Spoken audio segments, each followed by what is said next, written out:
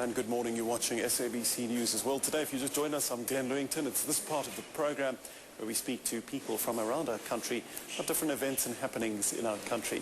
Well, who's going to tell us what's apparently happening this year in the country is astrologist Barbra. Thank you for joining us once again, Barbra, and a Happy New Year to you. Happy New Year to you. Last year, December 2006, you were telling us about change, more governmental and political changes. Today you want to talk about astrological weather. Now, astrological, of course, the planets affect us, you see. So explain that in a nutshell, what astrological weather is. Well, I'm calling it my astrological weather prediction. In fact, each one of us are influenced by the planetary influences in some way.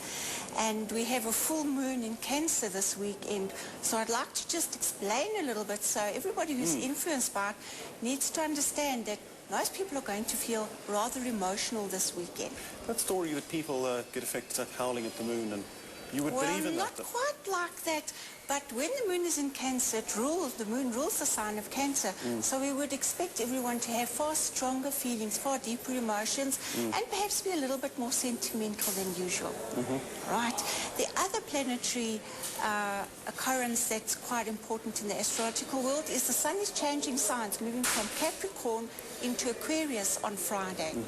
So Capricorn people may feel that they need to get things finished off rather urgently, and Aquarius people will feel like at last they've been taken off hold and things can start moving ahead for them.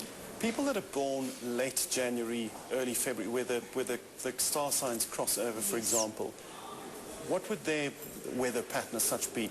Are they not stereotypical of their star signs? Well, they're kind of like some of one and some of the other. And so it makes it rather difficult. And this is where astrologers are very busy when people are not quite sure where they fit in. But we can look up in the tables. The sun moves from signs perhaps with 1 or 2 days difference every year. So, you know, what are typical things that you think a Capricorn might be going through now, and an Aquarius with this change you're talking about this weekend? A Capricorn person is moving from being very focused on what's important to them, and when the sun moves into Aquarius, Capricorn people start looking at where they get their money from, how they use it, how they can reward themselves, because a lot of Capricorn people will spend in January, February on something to reward themselves and show everyone how well they've been doing, you see. Aquarian people have been feeling that while the sun's been moving through Capricorn, nothing that they're really doing is working properly. So they kind of like get a little bit, poor little old me, feel a bit sorry for themselves. But when the sun changes into Aquarius, then the focus for Aquarians comes into their personal sphere. So they may find things working more effectively. So your advice to Aquarians this weekend? My advice to Aquarians is, after Friday, make hay while the sun shines. Don't miss any opportunities. Barbra, you brought along some cards. Can you tell us about that? Well, yes, I also use the tarot cards. They are very old. They're cards with pictures on. And for some reason, these cards tend to explain our situations in a way that just belies explanation but is exceptionally accurate. And just to give us a background, the history on the cards. The history of tarot cards, as far back as we can trace them, to around about 1400s, where they were designed as a card game for the idle rich. And from there it was a game called Tarocchi. Our normal playing cards have come from them. The tarot cards differ from playing cards. We have 4 suits of cards, but we also have the major arcana, which are 21 cards, 22 cards, that describe archetypal energies. So, for instance, if you were to draw the Fool card, the archetypal energy is of taking a chance and moving ahead into something new, as well as being rather silly.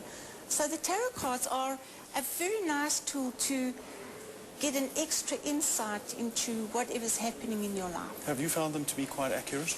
I've been using the cards for the last 30 years. I'm always stunned by how phenomenally accurate they are and by the guidance that they give us, because I always tell people very often the cards will not give you the answer you're looking for, but they will certainly tell you what you need to know. To read someone's reading then, do they choose the cards? Do you give out the cards? How does it work? Well, we shuffle the cards, and then the cards are divided into packs, and the person then chooses which pack they would use. And we can only call it the principle of synchronicity that enables us to draw the cards that explain that person's situation. And how long does it normally take if somebody wants to have their cards? You can do a very quick reading where you would think of a question and draw a card. So we can do that now? We can do that now. Except if I just saw that said death. Not tonight. I'll put it somewhere else in the pack for you. One can just choose a card. Just think of a small question. All right. And turn the card around. Oh, we have the Knight of Pentacles. Which means what? Which is a card that suggests there's some kind of change or improvement going to be happening. Pentacles rule money and business. So you would possibly find some good news or new opportunities regarding business coming your way. Well, that would be 100% accurate. Oh, good. Barbara, now I believe you're going to be with us next Friday as well. Yes, most certainly. Give us an insight what you want to talk about next Friday. What we're going to talk about next Friday? Well, I was looking at the aspects that are going to be operating the week after next, and I'm going to speak about finding clarity within the self and your situation, because a lot of the times things happen to us and we have no idea why or what is really happening. So I'll give a few tips on how we can use that the astrological information to help people find some clarity. Barbara, always a pleasure having you with us. I look forward to next Friday. Your details, I think we've got them. They were on the screen a sec ago.